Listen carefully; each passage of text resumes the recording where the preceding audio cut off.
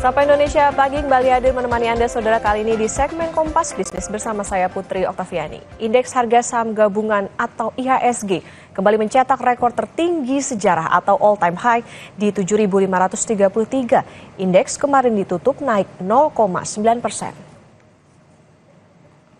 Rally IHSG tercipta dalam beberapa hari terakhir menyusul rangkaian peristiwa besar yang ditunggu dan dicermati. Di antaranya adalah pidato Presiden tentang era APBN dan Nota Keuangan 2025, kemudian upacara pengibaran bendera perdana di IKN, reshuffle kabinet, dan terakhir putusan MK tentang aturan main politik. Tidak hanya sejarah baru saudara, transaksi yang terjadi di sepanjang IHSG bergerak kemarin juga ramai, yaitu mencapai 19 triliun rupiah. Saham-saham blue chip kemarin juga menjadi penggerak utama bursa. Di antaranya adalah saham milik BRI, Bank Mandiri, BCA, Astra International, dan BNI. Cetak rekor dan ramai transaksi dana asing atau hot money yang masuk bursa juga mencetak rekor di 1,66 triliun rupiah. Aksi beli asing ini terjadi sejak awal pekan.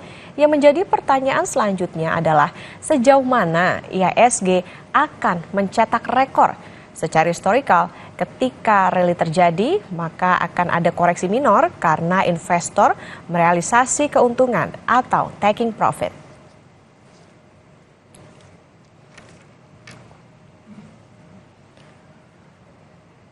Besarnya dana asing yang masuk ke bursa saudara juga membuat kurs rupiah terhadap dolar Amerika Serikat menjadi yang paling tangguh di Asia. Grafis yang ada di layar kaca Anda ini saudara adalah pergerakan rupiah dalam 5 hari terakhir. Semakin turun grafiknya, semakin kuat rupiah terhadap dolar Amerika Serikat.